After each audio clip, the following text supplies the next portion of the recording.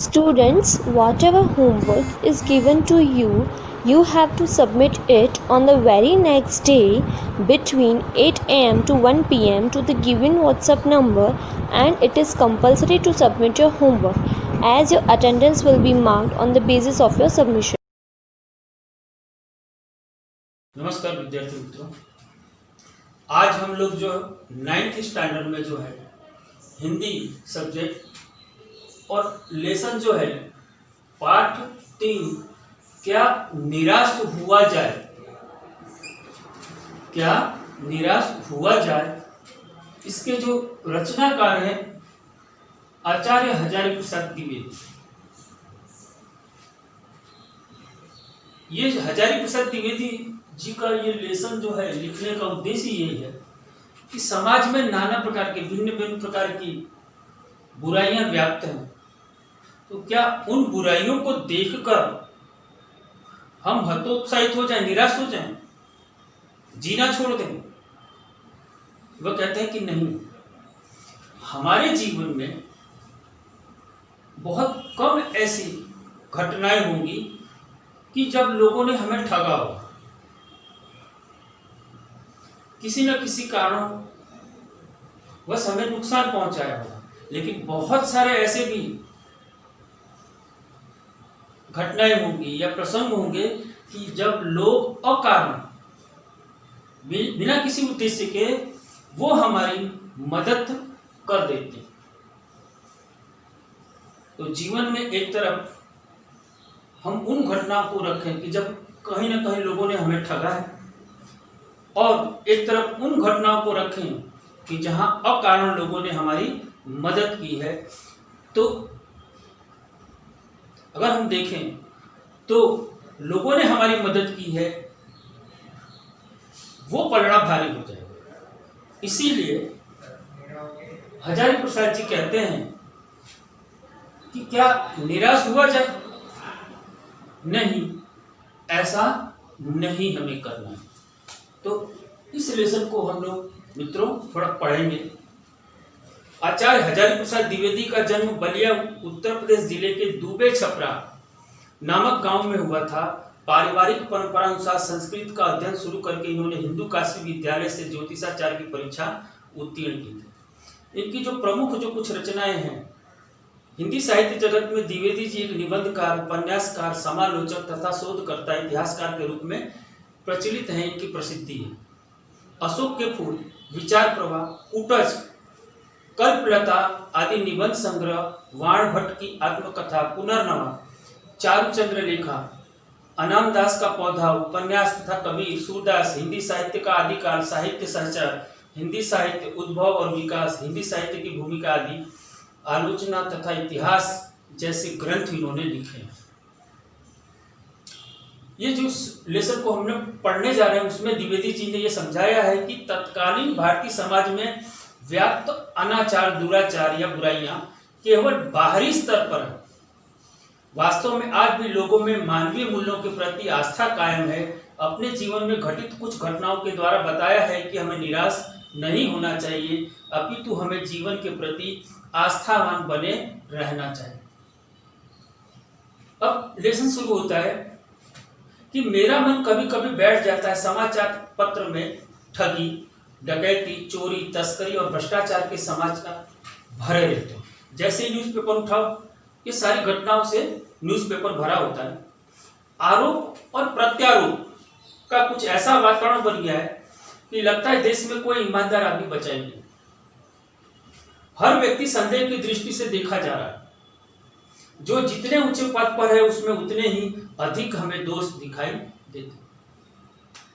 एक बहुत बड़े आदमी ने मुझसे एक बार कहा था कि इस समय सुखी वही है जो कुछ नहीं करता।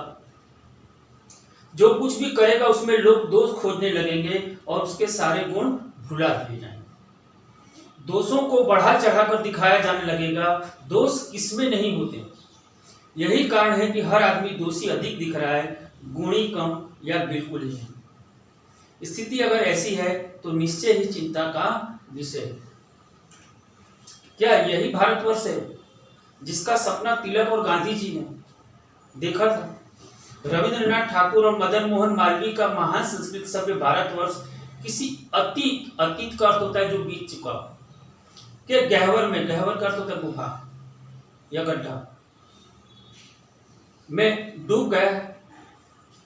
आर्य और द्रविड़, हिंदू और मुसलमान, यूरोपीय और भारतीय आदर्शों की मिलन भूमि महामानव समुद्र क्या सूख ही गया है। मेरा मन कहता है ऐसा हो नहीं सकता। हमारे महान मनीषी, मनीषियों का अर्थ होता है पंडित, और दूसरा इसका अर्थ होता है मेधावी। मेधावी का अर्थ होता है अत्यधिक ज्ञानी। के सपनों का भारत है और रहेगा। यह सही है कि इन दिनों कुछ ऐसा माहौल बना हुआ है कि ईमानदारी से मेहनत करके जीविका चलाने वाले निरीह और भोले भाले श्रमजीवी, श्रम करके जो आजीविका कमाने वाले ऐसे श्रमिक पिस रहे हैं, और झूठ तथा फरेब का रोजगार करने वाले फल फूल रहे हैं। ईमानदार को मूर्खता का पर्याय समझा जाने लगा है। सच्चाई केवल भीरू, भीरू का अर्थ होता है कायर, डरपोक और बेबस लोगों के हिस्से पड़ी है। अगर ऐसी स्थिति में जीवन के महान मूल्यों के बारे में लोगों की धीरे धीरे आस्था हिलने लगी। आस्था का समानार्थी अगर देखें तो विश्वास, श्रद्धा। परंतु ऊपर जो कुछ दिखाई दे रहा है वह बहुत ही हाल की मनुष्य निर्मित नीतियों की त्रुटियों का अर्थ होता है कमियां की देन है। सदा मनुष्य बुद्धि नई परिस्थितियों का सामना करने के लिए नए सामाजिक विधि निषेधों को बनाता है। निषेधों का अर्थ होता है काम न करने का निर्देश देना। उनके ठीक साबित न होने पर उन्हें बदलती है। नियम कानून सबके लिए बनाए जाते हैं, पर सबके लिए कभी कभी एक ही नियम सुखकर नहीं होते। एक ही नियम सभी के लिए फायदेमंद नहीं होते या अच्छे नहीं होते। सामाजिक कायदे कानून कभी युग युग से परिचित, परिचित का अर्थ होता है कसौटी पर कसा हुआ, खरा उतरा हुआ। आदर्शों से टकराते हैं और इससे ऊपरी सतह आलोड़ित भी होती है। आलोड़ित का अर्थ होता है मथना। पहले भी हुआ है और आगे भी होगा, उसे देखकर हताश हो जाना उचित नहीं। भारतवर्ष ने कभी भी भौतिक वस्तुओं के संग्रह को बहुत अधिक महत्व नहीं दिया। भौतिक का अर्थ होता है सादृश्य जो दिखाई दे, हमें सामने हमें जो दिखाई दे, उसकी दृष्टि में मनुष्य के भीतर जो महान आंतरिक का अर्थ होता है उसके भीतर अंदर जो है स्थिर भाव से बैठा हुआ है, वही चरम और परम है। लोभ, मोह, काम, क्रोध आदि विकार मनुष्य में स्वाभाविक रूप से विद्यमान रहते हैं, पर उन्हें प्रधान शक्ति मान लेना और अपने मन को उसी पर छोड़ देना,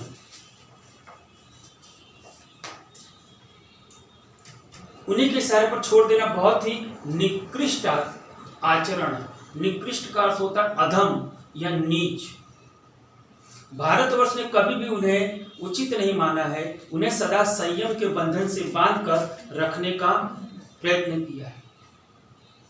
संयम का अर्थ होता है मन को काबू में रखना। परंतु भूख की उपेक्षा नहीं की जा सकती, बीमार के लिए दवा की उपेक्षा नहीं की जा सकती, गुमराह को ठीक रास्ते पर ले जाने के उपायों की उपेक्षा नहीं की जा सकती। और हुआ यह है कि देश के कोटि कोटि दरिद्रजनों की हीन अवस्था को दूर करने के लिए ऐसे अनेक कायदे कानून बनाए गए हैं जो कृषि उद्योग, वाणिज्य तथा स्वास्थ्य की स्थिति को अधिक उन्नत और सुचारू बनाने के लिए लक्ष्य से प्रेरित हैं। परंतु जिन लोगों को इन कार्यों में लगना है, कृषि उद्योग, खेती, वाणिज्य यानी फाइनेंस के लिए, स्वास्थ्य यानी हेल्थ जैसे, परंतु जिन लोगों को इन कार्यों में लगना है उनका मन हर समय पवित्र नहीं होता। व्यक्ति चित्त सब समय आदर्शों द्वारा चलित नहीं। भारतवर्ष सदा कानून को धर्म के रूप में देखता आ रहा है। हमारे भारतवर्ष में हमेशा धर्म के रूप में ही हम कानून को देखते हैं।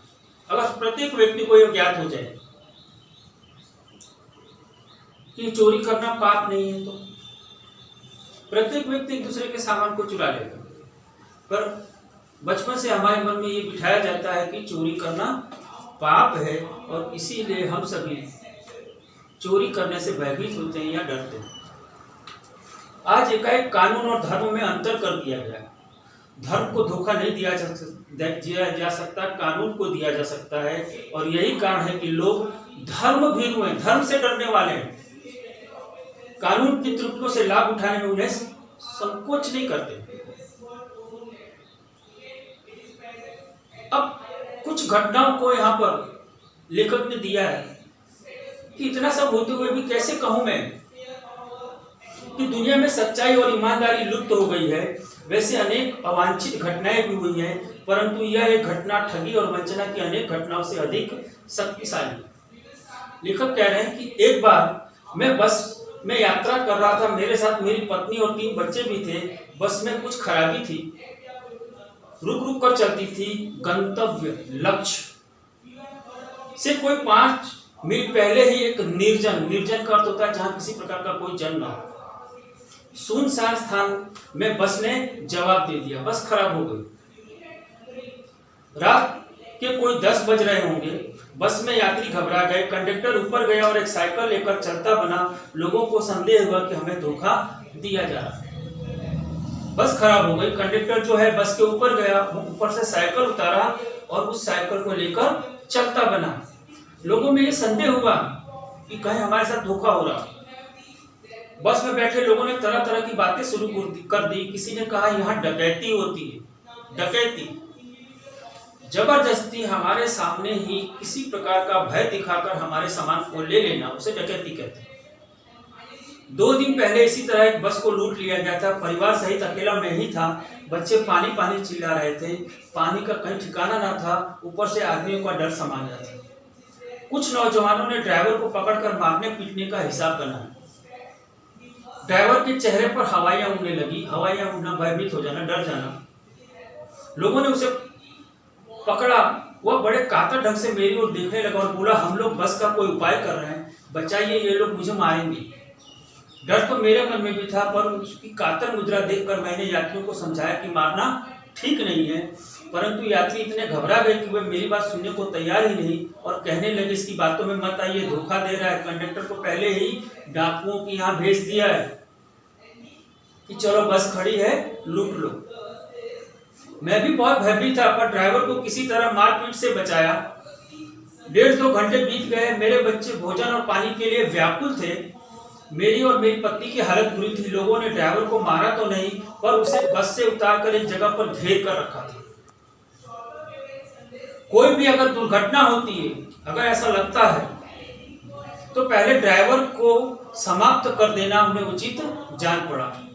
ये गिड़गिड़ाने का मुझे कोई विशेष असर नहीं पड़ा।